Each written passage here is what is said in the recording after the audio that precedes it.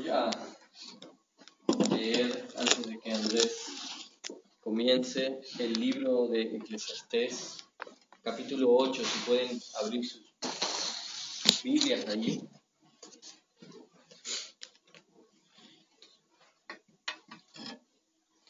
Vamos a leer todo el capítulo 8. Voy a comenzar. Dice así: ¿Quién como el sabio y quién como el que sabe la declaración de las cosas? La sabiduría del hombre ilumina su rostro y la tosquedad de su semblante se mudará. Te aconsejo que guardes el mandamiento del rey y la palabra del juramento de Dios. No te apresures a irte de su presencia, ni en cosa mala persistas, porque él hará todo lo que quiere. Pues la palabra del rey es como potestad. ¿Y quién le dirá, qué haces? El que guarda el mandamiento no experimentará mal, y el corazón del sabio discierne el tiempo y el juicio.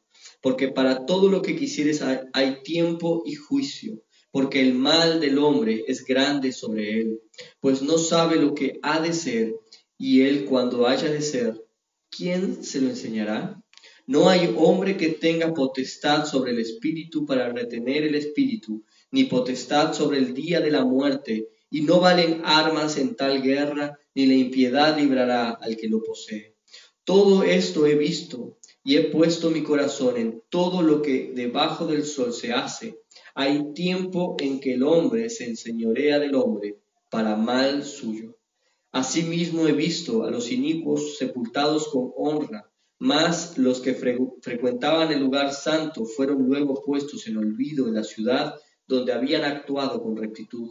Esto también es vanidad. Por cuanto no se ejecutará luego sentencia sobre la mala obra, el corazón de los hijos de los hombres está en ellos dispuesto para hacer el mal. Aunque el pecador haga mal 100 veces y prolongue sus días, con todo yo también sé que les irá bien a los que a Dios temen, los que temen ante su presencia, y que no le irá bien al impío, ni le serán prolongados los días, que son como sombra, por cuanto no teme delante de la presencia de Dios. Hay vanidad que se hace sobre la tierra, que hay justos a quienes sucede como si hicieran obras de impíos, y hay impíos a quienes acontece como si hicieran obras de justos. Digo que esto también es vanidad. Por tanto, alabé yo a la alegría, que no tiene el hombre bien debajo del sol, sino que coma y beba y se alegre, y que esto les quede de su trabajo los días de su vida, que Dios le concede debajo del sol. Yo, pues, dediqué mi corazón a conocer sabiduría y a ver la faena que se hace sobre la tierra, porque hay quien ni de noche ni de día ve sueño en sus ojos, y he visto todas las obras de Dios, que el hombre no puede alcanzar la obra que debajo del sol se hace, por cuanto que trabaje el hombre buscándola, no la hallará. Aunque diga el sabio que la conoce, no por eso podrá alcanzarla. Gracias.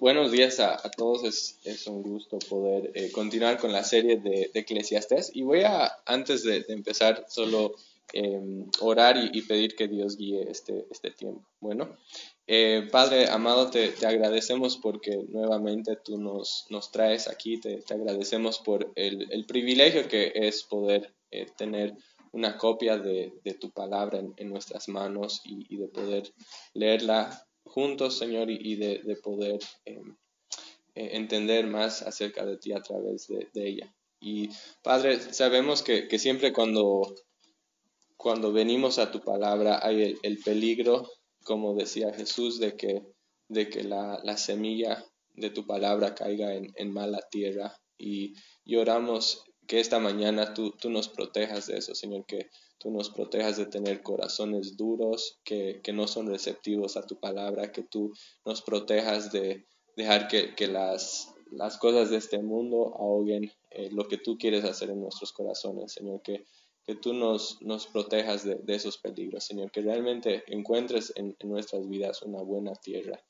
Y oramos que tú nos des ojos de fe para verte más claramente, que nos des oídos de fe para escuchar tu voz, que nos des un apetito por tener hambre y sed de ti, Señor, que realmente tú hagas en nuestras vidas una obra, Señor. Y oramos que tu palabra realmente haga su efecto en cada uno de nosotros esta mañana. Damos esto en el nombre de Jesús.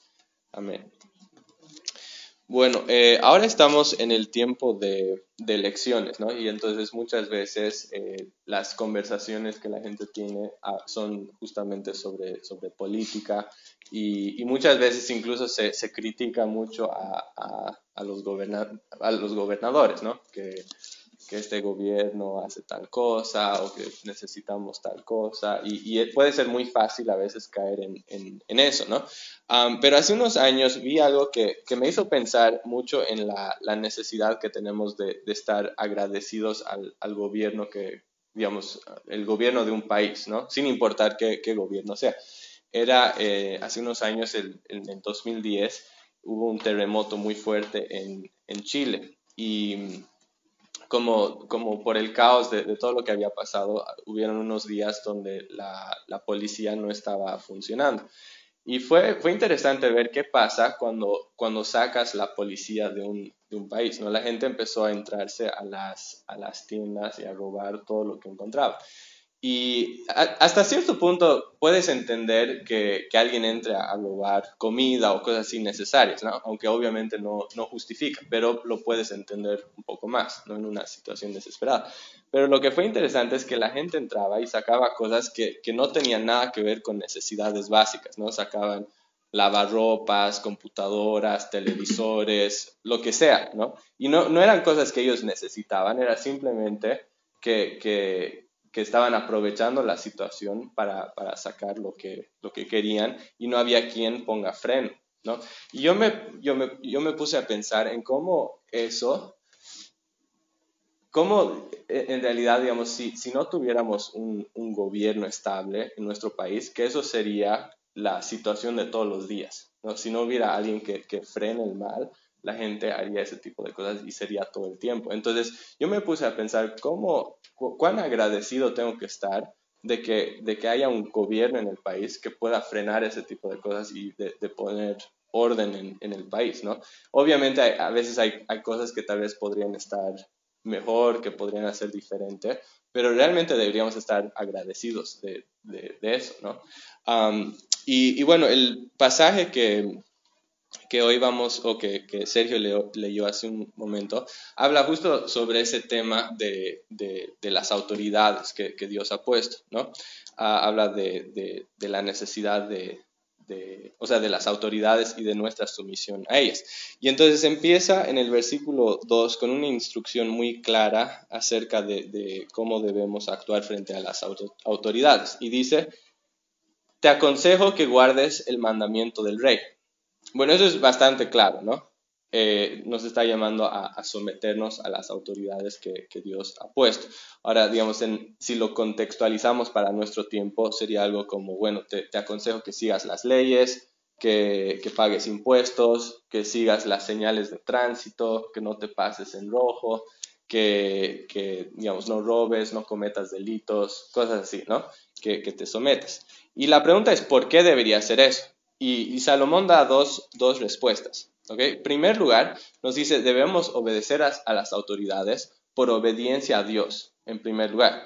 Y si se fijan, la segunda mitad del versículo 2, en la Reina Valera dice, y la palabra del juramento de Dios. Hay otras versiones que dicen, por causa del juramento de Dios. Y el punto de esto es que yo debo obedecer a las autoridades porque, básicamente por obediencia a Dios, ¿no? En Romanos 13 habla de que las autoridades han sido establecidas por Dios, ¿no? Entonces, en otras palabras, las autoridades terrenales, los gobiernos terrenales, no son un invento humano. No es simplemente, que se nos ocurrió tener un gobierno y ya está, sino que la autoridad, los gobiernos fueron idea de Dios. Son instrumentos que Dios da para poder traer orden a la sociedad, para proteger a los vulnerables y para impedir que los malos lleven a cabo sus planes, ¿no? Entonces, en realidad, yo no puedo no puedo decir que estoy honrando a Dios si no estoy honrando a las autoridades que Dios ha puesto en mi vida, ¿no? Pablo señala incluso en Romanos 13 que el que resiste a la autoridad en realidad está resistiendo a Dios, ¿no? Entonces, imaginen si, por ejemplo, si yo estoy con mis hijos, ¿no? Y le digo a Nicole, mi hija mayor, le digo que le vaya a decir algo a mi hijo menor, Zach. ¿Okay? Le digo, dile a Zach que quiero que haga tal y tal cosa. ¿Okay? Entonces, Nicole va, le dice a Zach, tu papá dice esto, ¿no? Entonces, Isaac no le hace caso a Nicole. ¿A quién está desobedeciendo? ¿A Nicole? No, me está desobedeciendo a mí, porque yo soy el que le di esa orden a Nicole y él no hizo caso, ¿no? Entonces, al desobedecer a Nicole, en realidad me está desobedeciendo a mí. Y en cierto sentido, cuando pensamos en autoridades terrenales, cuando yo desobedezco a una autoridad de un país, estoy desobedeciendo a Dios, porque Dios es el que ha puesto a esa persona en ese lugar, en esa posición, y Él está también como que guiando mi vida a través de esas autoridades. Entonces, pensando en nuestras vidas, quería preguntarte, ¿tú estás honrando a las autoridades de tu país?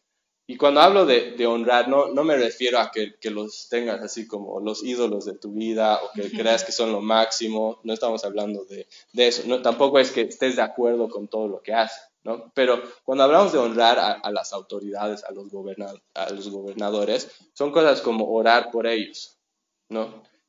Cosas como refrenarnos de criticar todo el tiempo, tener un espíritu crítico, ¿no? Que siempre ve lo malo y que no está agradecido. O incluso de obedecer lo que dice, ¿no? Obviamente tal vez hay situaciones muy puntuales donde un gobernador te pide hacer algo que claramente va en contra de la palabra de Dios y en ese caso hay que obedecer a Dios. Pero en general, honrar a un gobernante significa, si es una cosa razonable, obedecer lo que dicen, ¿no? Seguir cómo ellos están guiando el país. Entonces, nuevamente, estás honrando a los gobernadores de tu país, estás obedeciendo las leyes, incluso en cosas pequeñas, ¿no? Como cosas de tránsito, ¿no? Estás siguiendo esas cosas, estás siendo honesto con tus impuestos. Si no estoy obedeciendo o honrando en esas cosas pequeñas, en realidad no es que esté desobedeciendo a la autoridad, estoy desobedeciendo al Dios que ha puesto esa autoridad. Y eso es una cosa seria, ¿no? Entonces, esa es la primera razón que Salomón da, ¿no? Debo obedecer y someterme a las autoridades por obediencia a Dios. Y después da una segunda razón, y es que también debo obedecer a las autoridades porque me conviene. Y en el versículo 3, si se fijan, dice, no te apresures a irte de su presencia, ni en cosa mala persistas, porque Él hará todo lo que quiere. En esa cultura, irte apresuradamente de la presencia de un rey era faltarle el respeto, ¿no? Entonces, lo que Salomón dice es, no faltes el respeto a las autoridades, porque él puede hacer lo que quiera, tiene una posición de autoridad y tú puedes meterte en problemas si le faltas el respeto. Versículo 5, la primera parte dice, el que guarda el mandamiento no experimentará mal. Entonces, ¿cuál es el punto? Básicamente, que al obedecer a las autoridades, yo me evito de ciertas consecuencias negativas, ¿no? Entonces está diciendo, te conviene obedecer y seguir a lo que está diciendo la autoridad. Y en Romanos 13, Pablo dice algo similar, dice, porque los magistrados no están para infundir temor al que hace bien, sino al malo. Entonces lo que nos hace entender es que si yo estoy siguiendo las leyes de un país o siendo respetuoso con las autoridades, no tengo por qué temer, ¿no? Porque la ley me respalda, ¿no? Ahora, si yo estoy haciendo cosas en contra de la ley, entonces ya tengo una razón legítima de tener temor, porque justamente la ley está para refrenar ese tipo de comportamientos, ¿no? Entonces, resumiendo, tengo que obedecer a las autoridades, primero por obediencia a Dios, en segundo lugar porque me conviene, ¿no? Y después surge una objeción a todo esto, y es en los versículos 9 al 14, que a veces debido a la injusticia de las personas y a veces al hecho que una persona injusta llega al poder, no siempre se cumple lo que hemos dicho. A veces la ley no favorece al justo, ¿no? A veces todo lo que hemos ido diciendo no se sigue, a veces parece que se hace lo contrario. El versículo, si pueden ver el 9 y 10, dice, todo esto he visto y he puesto mi corazón en todo lo que debajo del sol se hace. Hay tiempo en el que el hombre se enseñorea del hombre para mal suyo. Asimismo he visto a los inicuos sepultados con honra, mas los que frecuentaban el lugar santo fueron luego puestos en olvido en la ciudad donde habían actuado con rectitud. Esto también es vanidad. Y si pueden saltar al versículo 14, dice, hay vanidad que se hace sobre la tierra, que hay justos a quienes sucede como si hicieran obras de impíos, y hay impíos a quienes acontece como si hicieran obras de justos. Digo que esto también es vanidad. Entonces, ¿qué está diciendo? Está diciendo que a veces la vida es injusta, ¿no? Que a veces, ya sea porque hay un gobernante corrupto o simplemente por cómo se dan las cosas, que a veces los justos son castigados como si fueran impíos y a veces los impíos son recompensados como si fueran justos, ¿no? Que a veces la vida no parece dar lo que debería dar, no parece que las cosas son como deberían ser.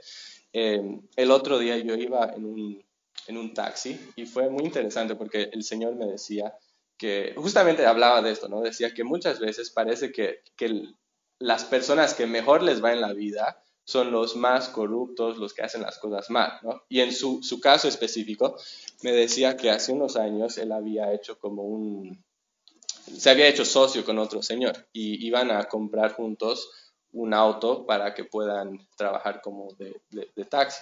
Y entonces dice que este otro socio le había estafado y que se llevó todo su dinero. Entonces ahora ese señor está trabajando muy bien, le va muy bien en la vida, tiene su taxi, todo tranquilo, ¿no? Mientras que el señor con el que yo estaba me decía, ahora yo tengo que prestarme un coche de otra persona y trabajo con su auto, tengo que, después de todas mis ganancias, le tengo que dar la mitad a esta otra persona, ¿no? Y entonces decía, es muy difícil vivir así. Y como que se quejaba un poco de eso, ¿no? Que a veces a las personas que hacen las cosas mal parece que les va bien y a los que hacen todo bien les va mal, ¿no? Y así es muchas veces en la vida, ¿no? En todo tipo de situaciones, que a veces tú te has matado estudiando por un examen y lo pierdes y otra persona viene, no estudió nada, se copia del examen de otra persona y se saca una nota perfecta, ¿no? Lo vemos a veces en el trabajo, que tal vez una persona se robó tu idea, le dan la promoción en el trabajo, le empiezan a pagar el doble y mientras que tú que estabas haciendo todo bien, te quedas en el mismo puesto de antes, ganando con el sueldo el bajo, ¿no? O puede pasar a veces que, digamos, en cosas de tránsito, ¿no? La persona que le paga una coima al policía o al policía de tránsito, como que paga menos, mientras la persona que quiere hacer, digamos, pagar bien lo que corresponde, paga 3 veces más, ¿no? A veces, o sea, y hay miles de situaciones, incluso a veces en algunos países, no sé si es tanto así aquí, pero a veces el juez da la sentencia a favor de la persona que tiene más amigos en el gobierno que realmente ver qué es lo justo, ¿no? Y entonces pasa en todo tipo de situaciones que al que hace las cosas bien le va mal y al que hace las cosas con corrupción le va bien, ¿no? Muchas veces la vida es injusta. Entonces la pregunta es, si hacer las cosas bien no es garantía de que me va a ir bien en la vida, entonces, ¿de qué sirve ser justo? ¿Por qué debería molestarme con vivir de una forma piadosa si al final muchas personas malas viven buenas vidas?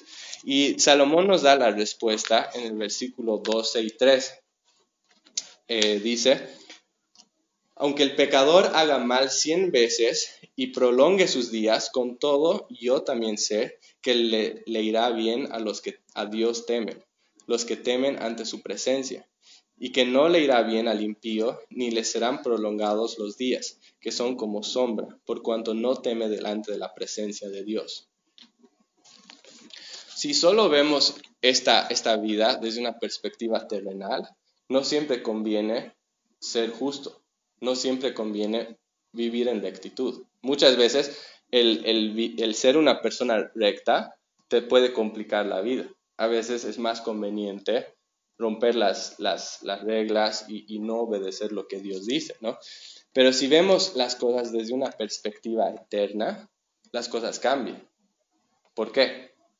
Porque un día, aunque tal vez hoy, en esta tierra, las personas se salen con la suya, no siempre va a ser así. Va a venir un día que Dios va a venir, que va a juzgar a las personas, que va a poner las cosas en orden y que va a pedir cuentas de las personas, ¿no? Y en ese día, las personas que vivan de esa forma, en injusticia, no les va a ir muy mal, ¿no? En Mateo 13, Jesús decía lo siguiente, decía, enviará el Hijo del Hombre a sus ángeles y recogerán de su reino a todos los que sirven de tropiezo, a los que hacen iniquidad, y los echarán en el horno de fuego, y ahí será el lloro y crujir de dientes. Entonces es algo fuerte, ¿no? Pero te muestra que si bien puedes sacar ventaja en esta vida siendo una persona impía, siendo una persona injusta, que si tú vives así, es algo que te va a llevar a la ruina eterna, ¿no? Y por eso es tan importante lo que dicen los versículos 12 y 13, ¿no? Hacer lo que Él nos llama a hacer, que es temer a Dios. Nos llama. 3 veces habla de temer a Dios. ¿Y qué significa temer a Dios? Hay algunos lugares donde la palabra temor se usa más en el sentido de asombro o de reverencia. Pero también hay otros lugares donde se asocia más a la idea de miedo o de terror. Y en relación a Dios, ambas cosas son aplicables, ¿no? Porque por un lado, tengo que tener reverencia de Dios. Dios es ese Padre celestial, ese Padre tan importante y merece todo mi respeto, toda mi reverencia. Pero también hay un sentido en el que deberíamos tener miedo a Dios, que deberíamos tener miedo. Y a veces no es popular hablar de eso, tal vez es algo que no nos gusta, pero la Biblia también habla de eso, ¿no? Y es sano de que yo tenga temor, que tenga terror a lo que significaría morir como enemigo de Dios. En Hebreos 10:31 dice, horrenda cosa es caer en manos del Dios vivo. Entonces tiene que haber un sentido en el que yo siento pavor de mi pecado, que tenga pavor y terror de las consecuencias de mi pecado y que mi pecado me hace un objeto de la ira de Dios. Eso es algo muy fuerte, es algo muy serio y algo que realmente tengo que sentir el peso de eso, ¿no? Pero al mismo tiempo, al entender la seriedad de mi pecado y al tener temor de Dios, eso no debe ser algo que me hace huir de Dios, sino algo que me hace clamar por misericordia. No sé si se acuerdan, cuando Jesús estaba muriendo en la cruz, habían 2 hombres crucificados con él, ¿se acuerdan? Uno a la derecha y uno a la izquierda, ¿no?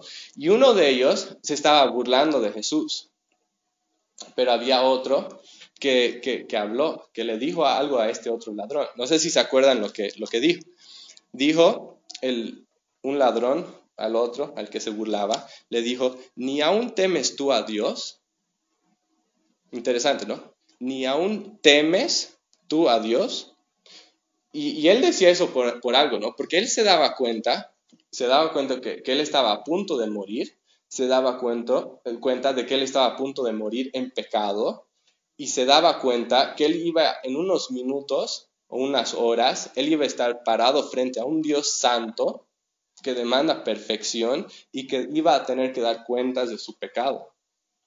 Y eso le daba pavor, le daba terror. Y la verdad es que tenía razón para que le dé temor, porque es una cosa seria, ¿no? Y entonces él, entendiendo eso, ¿qué hizo? Demostró su temor haciendo una cosa muy importante, pidiendo que Jesús le salve.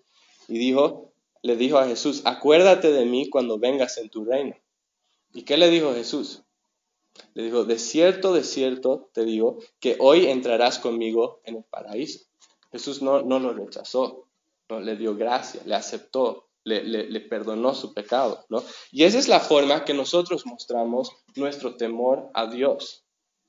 No escapándonos de Él, sino viniendo a Él, pero pidiendo misericordia. Y la segunda cosa, una vez que hemos hecho eso, que hemos venido pidiendo misericordia, la segunda forma que mostramos nuestro temor de Dios es que vivimos cada día de nuestras vidas conscientes de su presencia, conscientes de que estamos frente a los ojos de Dios. Muchas veces, incluso cristianos, vivimos sin darnos cuenta de eso.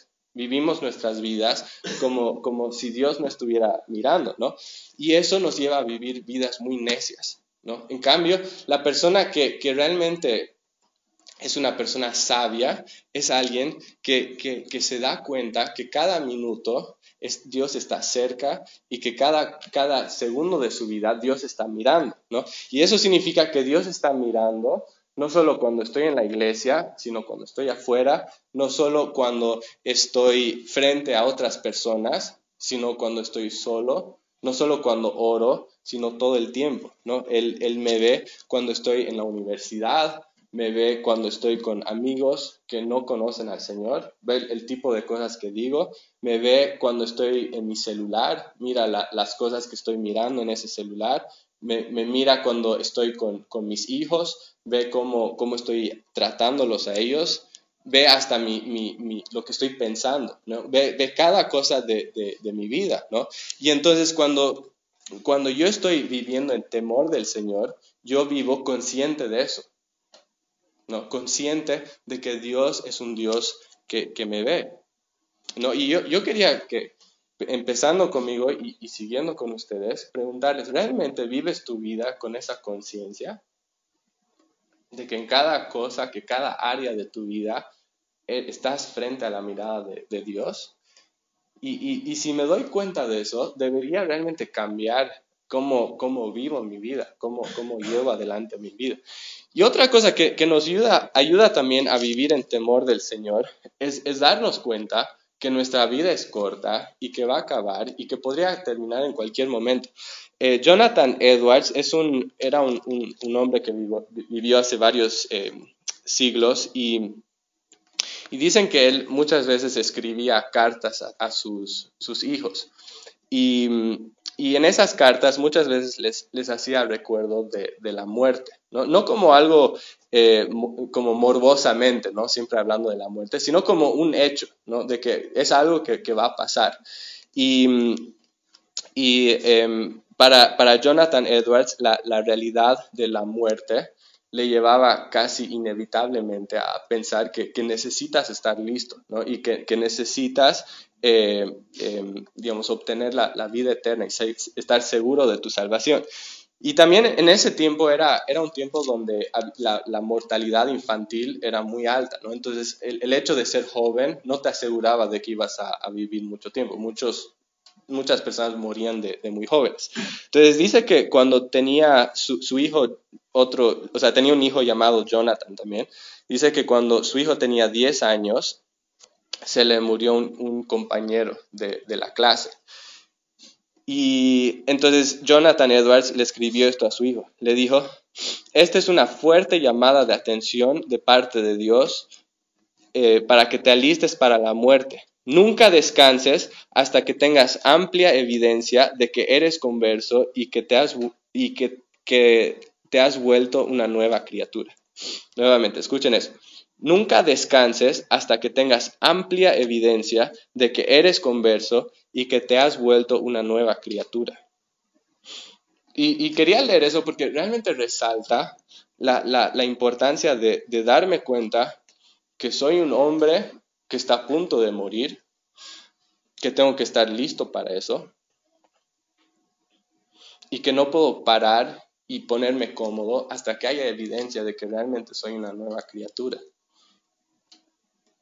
Entonces, volviendo a la pregunta que hacíamos antes, ¿no? Si vivir una vida recta, una vida donde estoy honrando a las autoridades que Dios ha puesto sobre mí o incluso obedeciendo a Dios, si vivir una vida recta no es garantía de que me va a ir bien en la vida, ¿por qué debería molestarme con vivir una vida recta?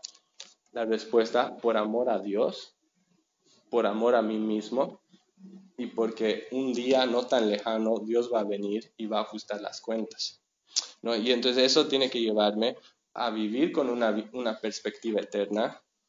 Y en realidad esa perspectiva es lo que diferencia a un sabio de un necio, ¿no? Vivir con una perspectiva eterna, vivir con esperanza cuando veo injusticias a mi alrededor, porque sé que Dios lo va a poner en orden, debería llevarme a vivir como un hombre bajo autoridad, debería llevarme a confiar en Cristo, ¿no? Porque un día todos vamos a morir y a menos que conozcamos a Cristo, viviremos con una temerosa expectativa del juicio de Dios. Padre, te agradecemos por tu palabra, te agradecemos porque tu palabra nos habla, Señor, y porque realmente tú conoces nuestro corazón, tú sabes qué tenemos ahí, Señor, tú sabes qué es cómo tú tienes que trabajar en nuestras vidas, Señor, y yo quiero orar que con cada uno de nosotros, Señor, tú nos ayudes a entender qué es lo que tú quieres que nosotros hagamos en respuesta a tu palabra, Señor. Si hay alguna área, Señor, que tú quieres cambiar, si necesitamos arrepentirnos de algo, Señor, que tú traigas convicción a nuestros corazones, Señor. Quiero invitarles a tomar unos minutos simplemente en silencio, cada uno orando, preguntando a Dios cómo quiere que ustedes respondan a su palabra esta mañana.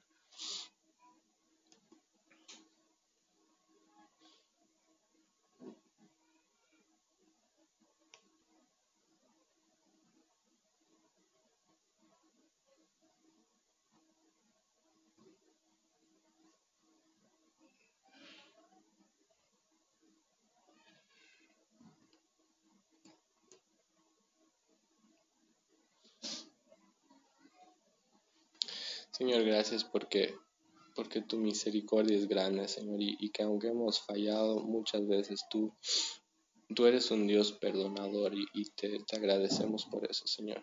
Y te agradecemos porque tú nos ofreces misericordia, nos ofreces gracia, no solo para perdonar pecados, sino también para transformar vidas. Y oramos, Señor, que tú transformes nuestras vidas, que nos ayudes a ser personas que viven en temor del Señor. Señor, que realmente vivamos vidas que te agradan, Señor, vidas que muestran evidencia de tu gracia, Señor.